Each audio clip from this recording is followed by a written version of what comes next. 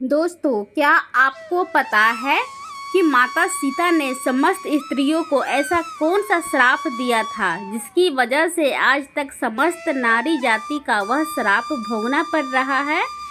कि माता सीता का ऐसा श्राप जिसे टाला नहीं जा सका। दोस्तों, वह श्राप कौन सा था? चलो मैं एक कथा के माध्यम से आपको बताती हूँ कि दोस्तों, एक समय की बात है जब भगवान श्री कृष्ण अपनी राज गद्दी पर विराजमान थे, तब उनके पास देव ऋषि नारद मुनि आती है और कहती है कि हे प्रभु, मैं आज मृत्यु लोक में भ्रमण कर रहा था।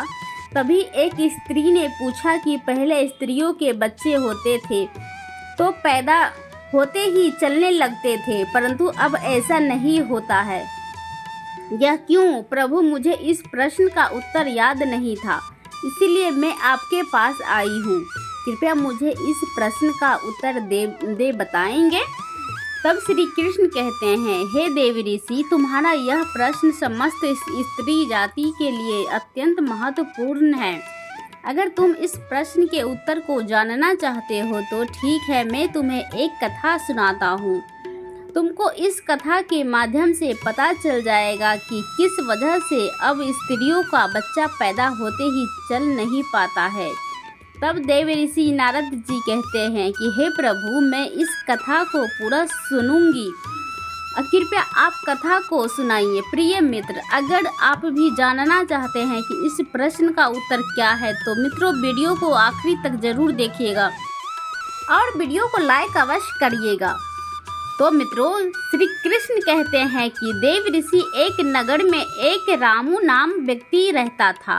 रामू एक स्वार्थी व्यक्ति था। रामू के पास में एक गाय थी, वह गाय दूध देती थी और रामू उस गाय को हरा भरा चारा लाकर उसका दूध निकाल कर उस दूध का बिक्री किया करता था।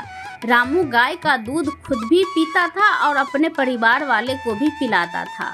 गाय के दूध की वजह से ही रामू अपने घर की दिनचर्या चलाता था। रामू का समय इसी तरह से व्यतीत हो रहा था। कुछ दिनों के बाद एक समय ऐसा आया कि जब रामू को गाय ने दूध देना बंद कर दिया। जैसे ही गाय ने दूध देना बंद कर दिया तो इधर रामू ने उस गाय को चारा डालना बंद कर दिया।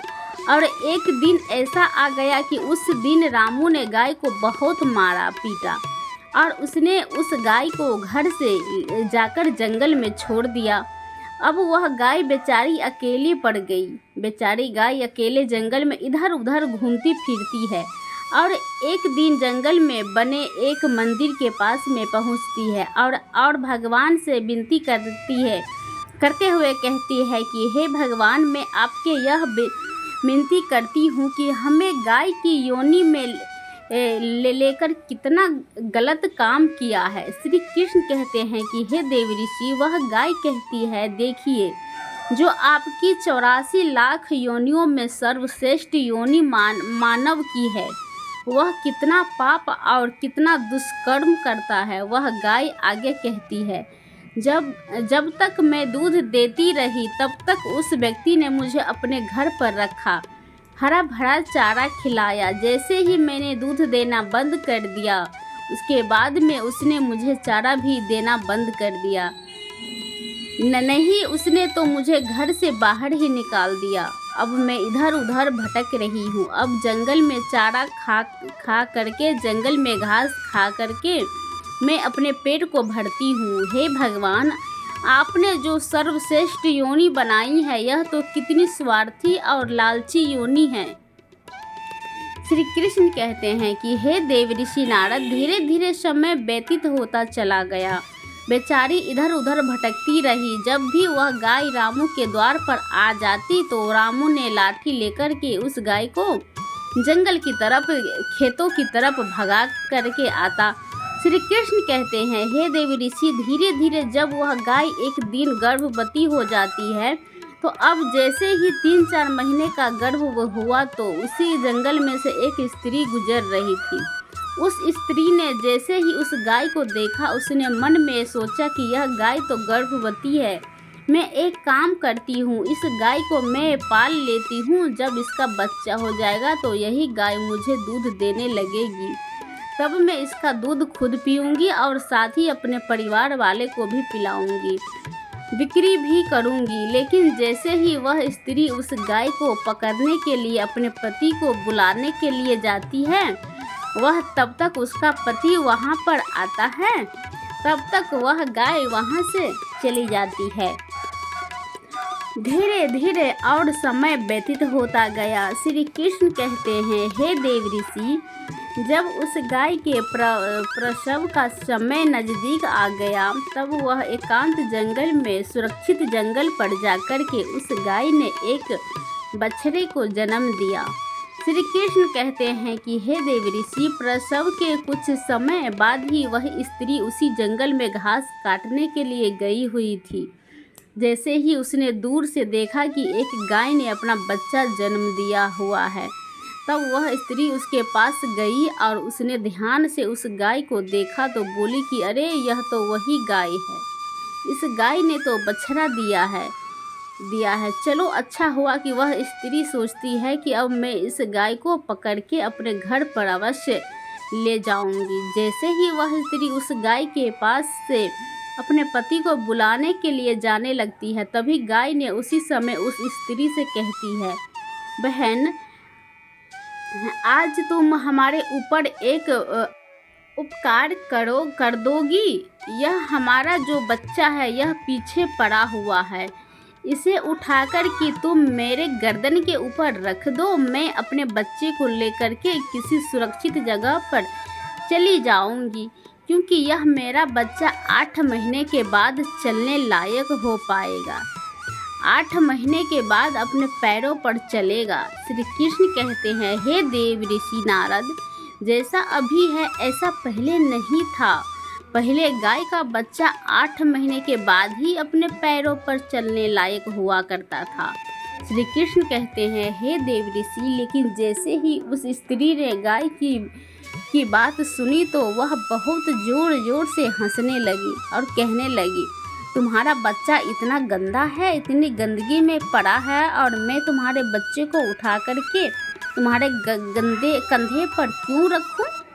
मैं तुम्हारे ऊपर यह उपकार क्यों करूं? जैसे ही उस स्त्री ने उस गाय के बहुत मजाक बनाया। उस समय गाय बेचारी असहाय थी, वह अपने बच्चे को उठा नहीं सकती थी।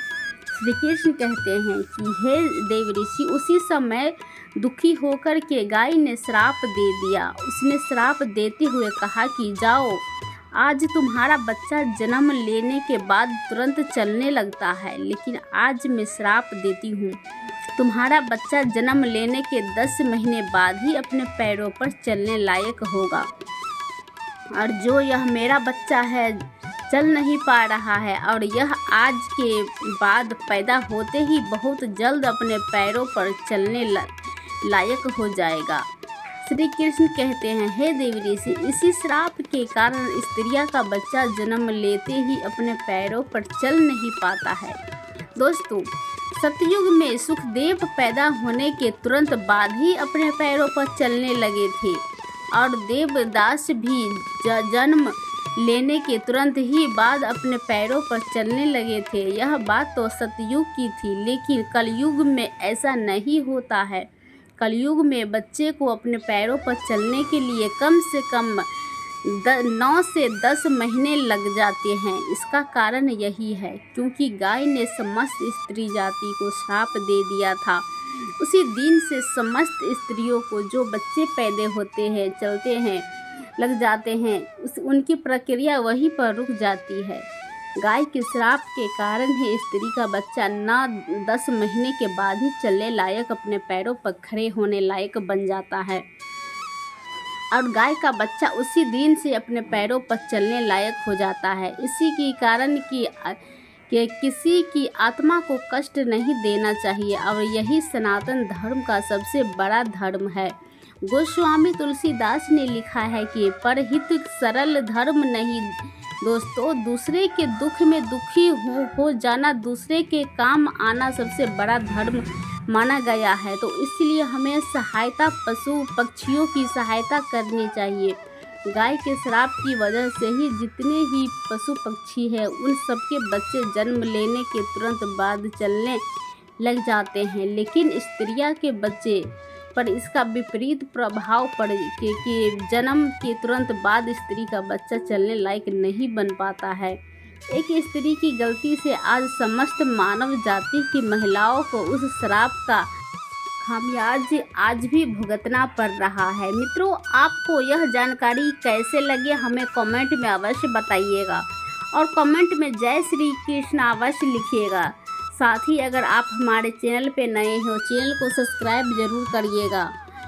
तो चलिए दोस्तों, मिलते हैं नए वीडियो के साथ। इस वीडियो को ज़्यादा से ज़्यादा से 2 लोगों तक शेयर अवश्य करिएगा। वीडियो को देखने के लिए आपको दिल से बहुत बहुत धन्यवाद। तो चलिए दोस्तों, अगले वीडियो में मिलते हैं। तब तक के लिए जय श्री कृष्णा, जय सिया राम, राधे राधे।